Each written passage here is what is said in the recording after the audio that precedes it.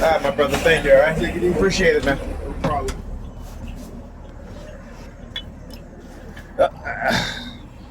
Yeah, I gotta make sure I put my my cane before I step down because I don't want to hurt my back. But anyhow, so what they've done, the light skinned Keisha that came on the bus in front of me. All right, so they all start looking at her and looking at me and kicking their feet out, right? And like I talk about how they will try to engage in this colorism thing. And what do you know? Today, particular, all over on social media, particularly YouTube, is all these black women talking about how they're not dark skinned, they're brown skinned.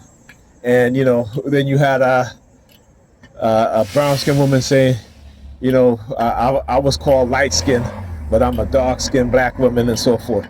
So, they set these things up. Like I said, the game that they want to play, they want to show me certain things because, it's a game, right? It's to see who's going to listen to me and who's not. This is the psychopaths. These are the sociopaths, the dark triad personality types in position of power and authority who engage in this game because that is their nature. What do psychopaths do to their victims? Psychopaths play games with their victims, right? Just like narcissistic personality disorder, right? And it's a game of what? Power and control and manipulation. So you got to understand that this is what they do. All right, so like I said, I am not surprised knowing what I know now, experiencing what I experienced. And like I said, the one thing you have to do is to confront them. Don't run. They will do things to try to make you run.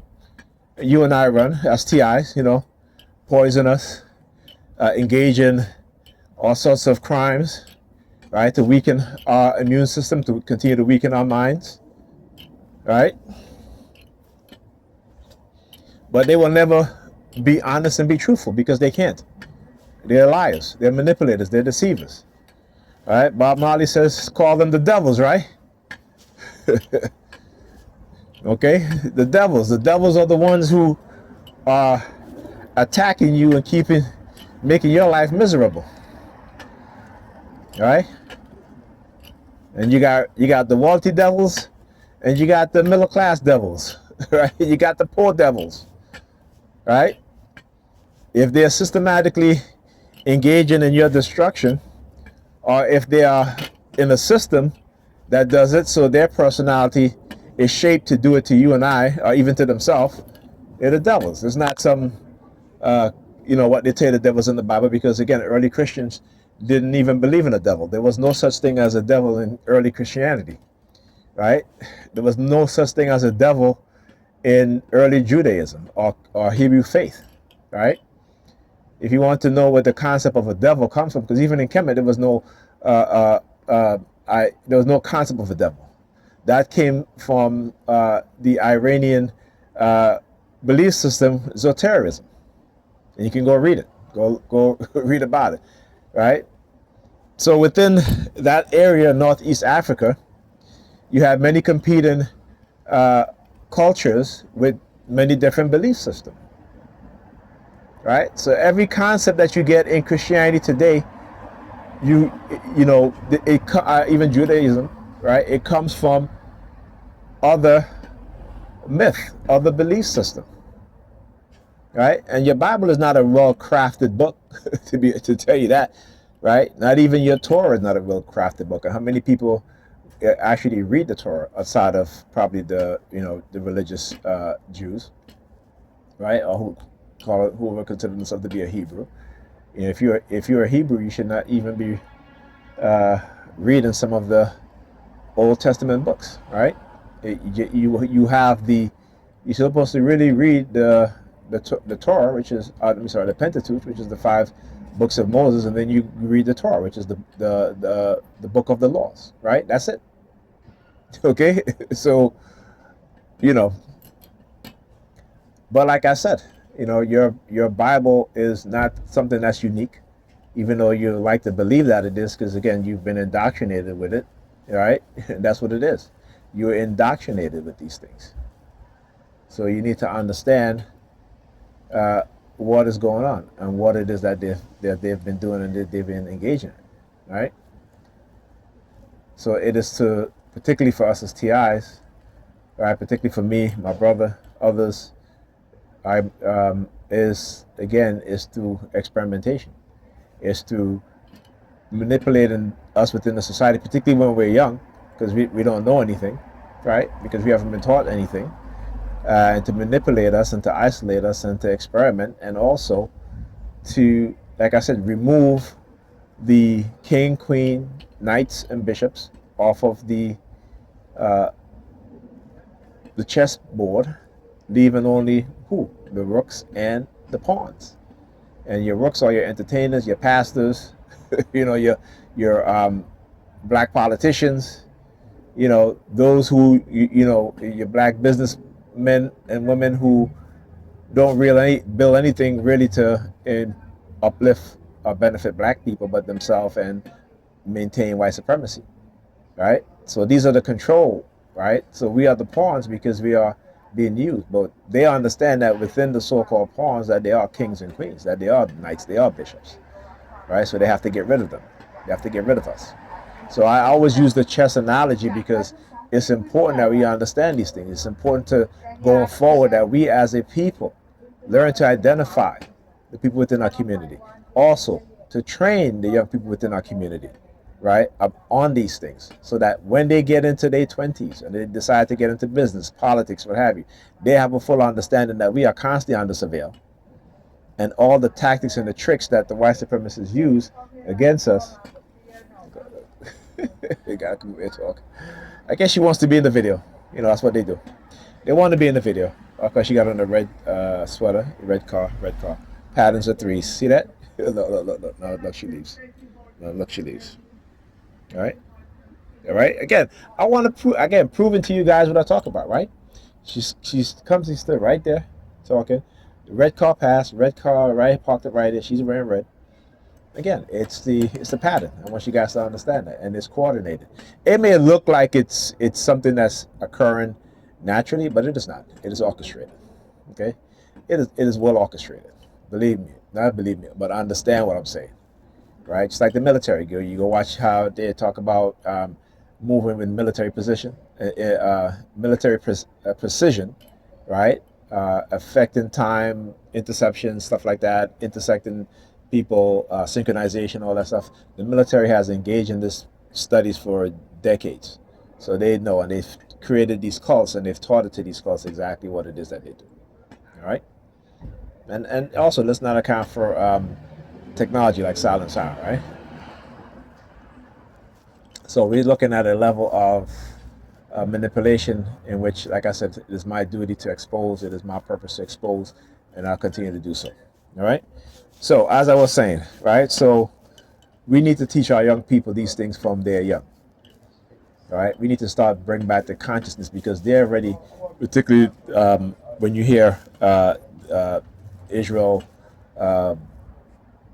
these who is it, diplomats talking about young black people are a threat to Israel. Why would young black people be a threat to Israel? Because young black people are looking into their history.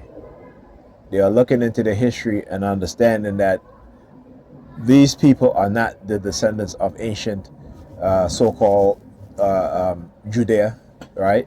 Because there was no Israel.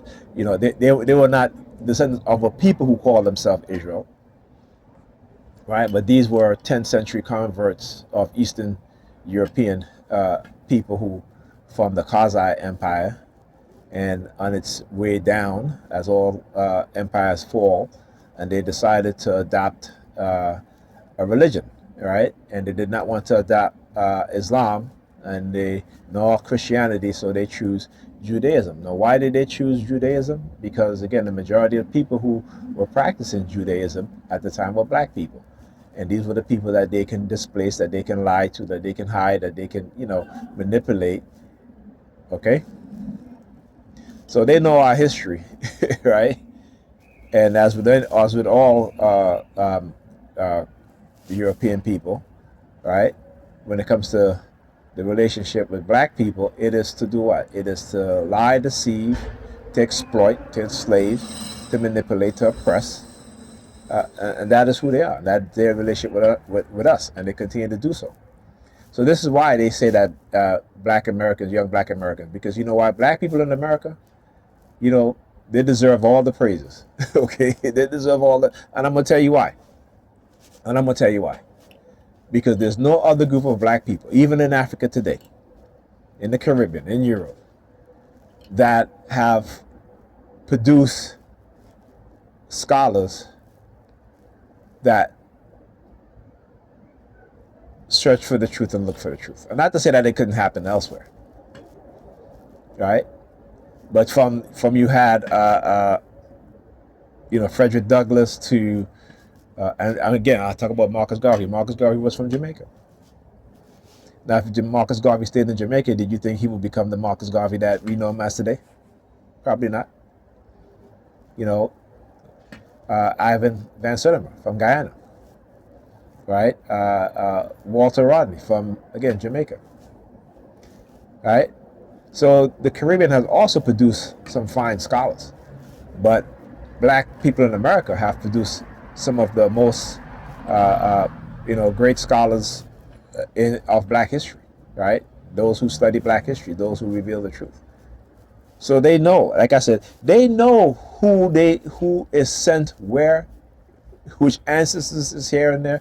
And like I said, I don't consider myself to be any different from any black person, no matter where you are, right? Because I have the understanding and the knowledge and to know that my ancestors, they were separated. They sent a brother to the islands, or they sent a cousin, or a few cousins to the islands. They sent a few also to South America, and they sent a few to North America, right, to the U.S., right? So we always got to understand that we are, as black people, right, particularly in some of the things, and particularly here in America, and what white people do here in America, well, some of the most disgusting thing that you could ever do to other human beings with the breeding farms and so forth. So we have in America, you may have thousands of people who are interrelated to each other, don't even know it, right? I talked about the slave population that grew to grew to more than 7 million people in the space of a decade after the abolishment of importing slaves into America, into the colonies. So what did the slave master did? Started the breeding farms. Okay? So you went from like 3 point something million enslaved people within a decade to about 7 million more. So the population grew to 10 million. That's all the result of, the slave breeding. Okay? So, these are things that we really, don't think about. But you got to understand the seriousness, because then you have, if you look at the people who have the most genetic disorders, right, as a group of people, it is Jewish people, right? Particularly Eastern European Jewish people. Why? Because they intermarry with each other. Okay, they intermarry with each other, right? So imagine, black people, right? Particularly black people in America. Not only the genetic disorder, but the psychological disorder that comes along with that. Yeah, the predator department using their sirens. And fuck y'all. Come see me anytime, pussies. But yeah, right. And so when they engage in the behavior that they do to us, like I said, they know exactly what it is that they do. They know exactly what it is that they do. And we've had scholars who tell us, but are we willing to listen? They have waged wars on those scholars also, so that we don't listen, so that we don't. And that's why I said, thank goodness that their videos are on YouTube. Which is something, I guess, that they are more popular today than they ever was when they were, some of them who were alive, and those who are still alive today. They need to be celebrated. They need to be celebrated, and that's why I'm so disappointed in terms of these wealthy bourgeoisies, black bourgeoisies, that they don't pay homage to these scholars. They don't do anything in their name. They don't make sure that they're okay for the rest of their life. Nothing. But you look at the white community and their scholars who lie because they're white supremacists, who falsify history, who falsify genetics and lie about genetics, right? And we like to quote them and quote. Listen, no one can ever make me dispute the words of a Dr. Ben, Dr. Clark, or Asa Hilliard, or Francis Cress Wilson, or Dr. Hershey, Barbara Hershey, or others, right? Sheikh Anta Diop, Theophilo Benga, all these people, because you know what? They have done the work. They have done the work. They have done more work than some of these scholars that you have in some of these universities. Okay? Right? Robert Bauval, a white dude who wrote Black Genesis. Right?